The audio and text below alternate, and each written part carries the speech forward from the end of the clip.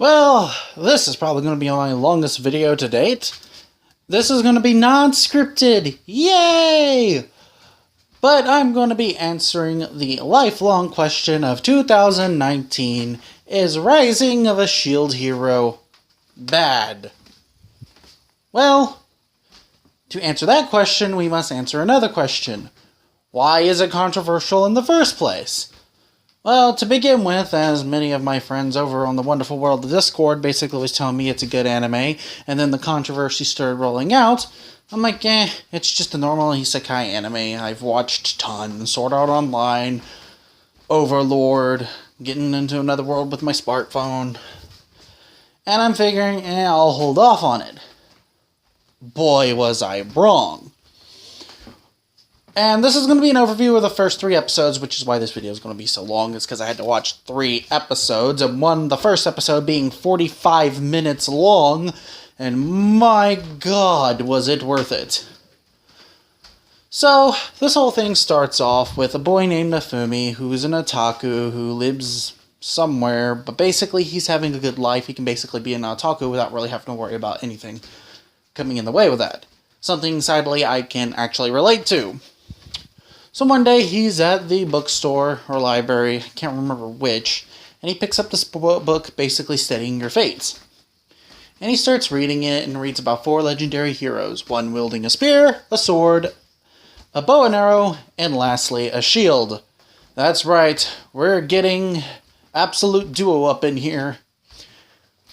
And I mean, it was interesting. Even a little bit of foreshadowing. He turns the page and sees, oh, well, this princess looks like an absolute, female dog. Well, he was about to find out really quickly how much of a female dog that particular princess was going to be. Well, as soon as he turns the page, he finds it blank. All of a sudden, magically transported into another world. This world is not at threat from some demon lord or dark lord or some kind of generic force like that. Something called the Wave, which looks like the Ouroboros got a hold of some drugs and decided to change color patterns and release a bunch of zombies on the world because who knows, and I haven't read the manga. So they decide to summon 4 heroes, each with the particular weapon that I just mentioned earlier. So apparently everyone but him is a gamer. I'm pretty sure one of them played Dark Souls. If they did, they would know that they're all screwed. In Furtherness, the kingdom is like, hey, we want you to team up. You have to be separated because there's some spell keeping you from partnering up with each other to gain the same amount of XP or some crap. The poor shield hero never played a RPG video game in his life, so he couldn't figure out where his stats were. To be fair, when I started playing RPGs, I just went with it. And everything seemed fine, except no one wanted to partner up with the shield hero because they thought he was pathetic because he has a shield. At least that's what the other heroes said. There's more undertones going on for the kingdom, which gets explained in the manga, or hasn't been explained yet better in the anime. So everyone gets their team, and this pretty young redhead girl decides to team up with the shield hero. Proceeds to teach him the ropes, kinda. Then gets him to spend a lot of money on her supplies. And for some reason, the next day he gets arrested. Oh boy, here we go. Here's the one thing that I really didn't want to reveal about this anime, because I'm going to have to talk about it anyway, so why not? He gets to the king, and apparently the redhead accused him of raping her or sexually assaulting her. And in this kingdom, it is ruled by a matriarchy. I double-checked in the manga, it is a matriarchy. So the accusation, just the mere accusation of rape, is equal to death. Then why, you say, didn't he get put to death? Because he's one of the 4 heroes, and they need him. They just really need him, despite not wanting anything to do with him. So basically, he gets the old-fashioned, oh, since we accused you of being a rapist, that's pretty much enough punishment as it is. And I hate to admit that, in some cases, in the real world life, just the mere accusation of you being a rapist has dramatic consequences. Even if you're proven innocent. In the real world, if you are accused of rape, If you were accused of rape, sorry, that was my cats, you will basically get treated like absolute shit, and that accusation will stick with you for the rest of your life. So, 9 times out of 10, I know for a fact some people that I've met would rather been off dead or in jail because of it. So yeah, this is really, really serious. And nothing really to actually complain about. We'll get to that here in a second because I must prove my point before we move forward with this whole escapade. So basically, after that happened, he leaves, gets pissed off. The spear hero, I believe, look, I'm not saying he's in on it because I highly doubt he's in on it because he comes off to me as a complete and total idiot. For some reason, I just get that impression. And you can see why. He acts dumb. Alright? He acts more dumb than any other person that I've seen.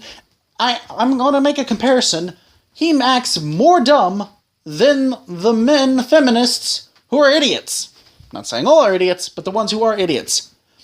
Because, one, this was a whole setup. And to be fair, the bitch actually set it up real nice because she put a ripped nightgown in his bed, which the flashback, I don't think, if I remember correctly, had her in it.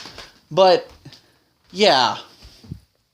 So all that is there. Now, mind you, there's an underlying reason why all this is happening. And no, it's not because she is a bitch, but it's not only because of that. There's something else happening here, which I don't want to spoil it for the rest of the anime if you have not read the manga.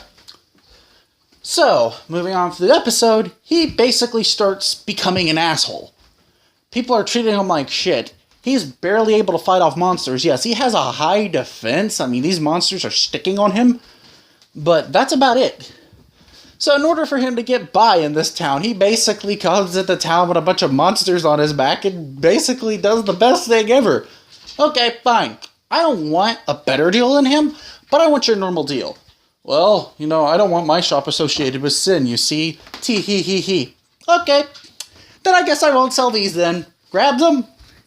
I mean, it's funny. He uses this tactic throughout the first and second episodes, and it's funny. So it gets to the point that, hey, he does need a partner because, one, he has no offense skill whatsoever. So, this guy who looks like Howard Houdini, or even better, the Hades card from Cardfight Vanguard, hint hint, he basically goes up to him, "Oh, I know what you want," and he's basically a slave trader. A slave trader. And I would think that would pull up some controversy. But no, not at all. So he goes in there, and the guy shows him this giant panther monster-looking guy thing. He's like, "Yeah, this is like 5 gold coins." "Okay, I know for a fact you're only showing me this so you can ring me out with my money." "Oh, you're smart. Okay, I want the cheapest slave you have." Well, he goes over to this cute little raccoon girl. For a moment, I thought she was a lion, half raccoon. Oh, sorry, half lion and half human. But I was wrong. Her name's, Raphaelia? I'm going to say Raphaelia, but I'm probably mispronouncing it wrong, and I'm pretty sure everyone in the comments is going to tell me I'm pronouncing it wrong. But I don't care. My Japanese and English, not really good. So, that's how the first episode ends. He basically gets a little girl. The next episode leads up after that, where he buys her, and we see how the seal works, how they're connected, and it causes this purple lightning to actually affect her. I felt bad for her. Because not only that, when he went to go get her a knife and basically tried to get her to kill the monster that he had on him, even the blacksmith, who I believe actually believes, for my doubt of about that he was framed, actually thought that he was being corrupted. But I would go on through the second episode and learn more about her backstory and how he feels about this whole situation, even though he is cold throughout most of the episode. It plays it out really well. He actually takes care of her, gives her medicine. Everyone thought she was diseased and had a mental disorder. The poor girl had a cold. A freaking cold. Well, to be fair, a common cold can take out an alien invasion, so why not take out the entire half of the freaking world of a fantasy world? And the mental disorder they were talking about, she has nightmares because a chimera ate her parents in front of her. If you don't know what a chimera is, go look it up. Or if you play Fate Grand Order, which half of you on this channel do, mostly why you come over here, you know what a chimera is. Those are the berserker type enemies that are annoying and pesky to deal with. One of those ate her parents.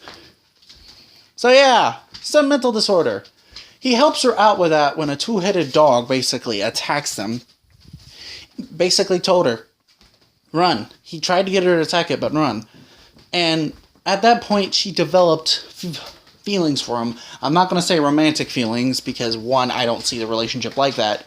And two, you better not lewd this raccoon cutie. If you do, I will hunt you down and gut you like a fish. And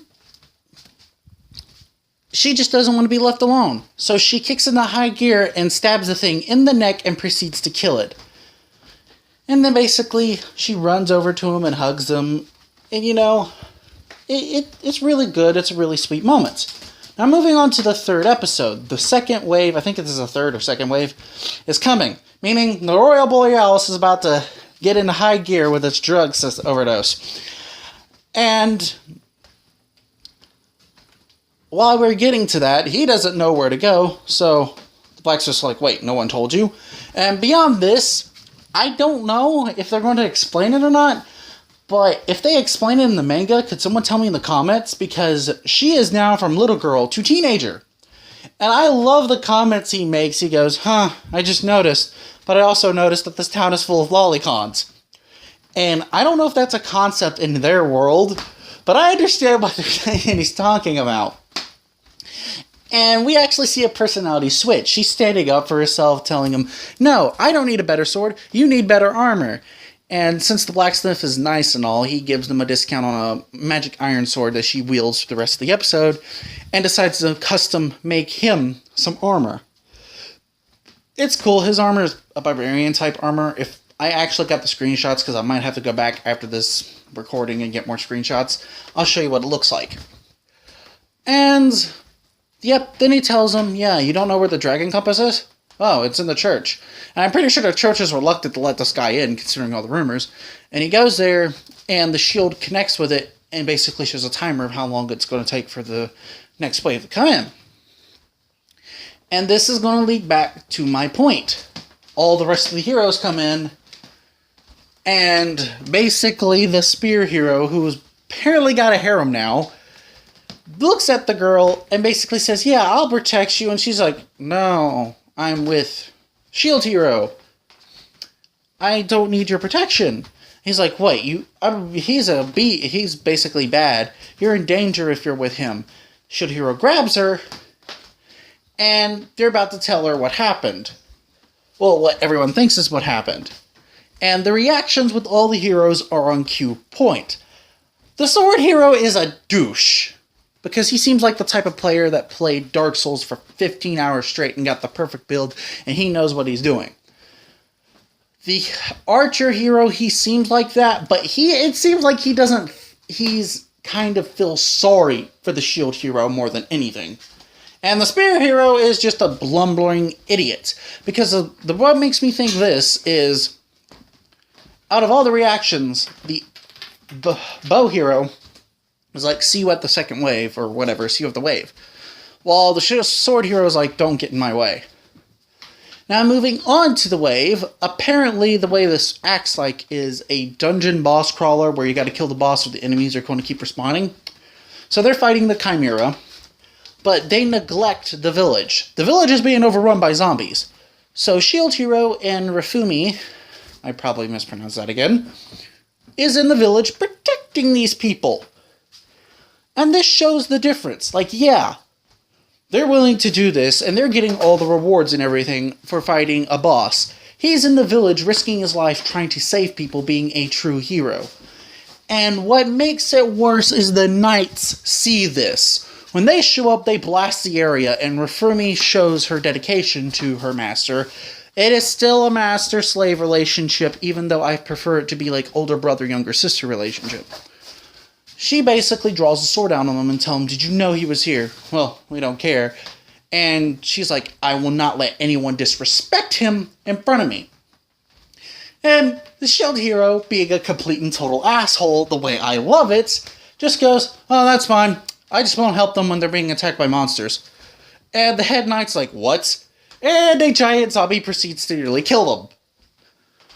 They're sitting there protecting the village that the knights split off. You have 3 that go to the other heroes because, like, come on, we'll just leave the shield hero here to handle all this bullcrap. We'll go help the other 3 heroes. And the knights, I believe it's the knight that actually came up with the evidence. He goes, get in the formation. We're helping the shield hero out. And they proceed to protect the village until the other 3 heroes kill the boss. When the boss was killed, the wave was clear. And yes, there were some casualties. This is a kind of almost like a war or a battle. There is always going to be casualties. But if the shield hero wasn't there doing what he was doing, the village would have been lost. And this shows the difference between all the heroes. And I like that, despite the controversy that happened. Now, speaking of which, we have other people on one side saying that this doesn't help with the Me Too movement or whatever. And I go, why? Because, in my opinion, this probably helps them out even more. Because, long story short, yes, I want the Me Too movement to continue happening. People need to go to jail for crimes that they've done. But already, I was there watching it unfold when the Me Too movement was being used abusively. It is a good movement, but like all movements, it's being used abusively. And if you want to take this as an example of that, go ahead. But then again, this is a work of fiction that doesn't need political advice in it at all. The situation, yes, it's there to make a comparison. Because statistically anyway, people go to jail for false rape accusations more than people actually go to jail for actually being rapists. And the others, nothing happens. But no one wants to look at that when they want to speak about it politically, so I'm just going to throw that out there. And I don't care if you go against me or say I'm wrong for saying it or not. It's just a discussion. But for most people, that situation is actually relatable. And again, this is fiction. If you can't handle it, don't watch it. And no, it's not going to influence people. And if it does influence people, either A, they have a mental disorder, which means they need to get help, or B, they're idiots, which means they either need to die or get help. It's simple. Nothing more to it. I was thinking there would be more controversy over the fact that he bought a slave and is bound by said slave, and every time she disobeys him, she gets electrocuted. I was thinking that, but nope! It's something completely benign and stupid that actually has plot device and driven to it. I bet everyone complaining about it didn't actually take time to sit down and watch it. I did, mostly because I was peer pressured by a certain nine-tailed fox kid. But I did. I sit there and watched it, and it's good. In fact, I'm going to say right now, right at this moment, it has my vote for 2019's best anime. And it's probably not even going to be up there on the list coming next year, for the same reason why Goblin Slayer wasn't last year. By the way, I haven't finished watching God Slayer, it's boring. And don't say that, oh, your choice may change over time. Try that. Freaking Ancient Magus Bride came out early last year, and that's been my number one before it came out, because I actually watched the OVA beforehand, and then I started picking up the books before I watched the anime. So don't try me on that. When I say something's my favorite for the year, something's my favorite for the year. I mean, unless Babylonia actually goes by the actual game, and they actually put in my favorite moments, maybe, but as Fate Anime is concerned, and I wouldn't even count on it. Now, this is my thoughts and feelings for the current 3 episodes of Shield Hero. If you want to spark a conversation, go ahead, write down in the comments below. Like this video, hell, dislike the video. I don't care. But if you like it, I'm going to try to produce more content like this more often.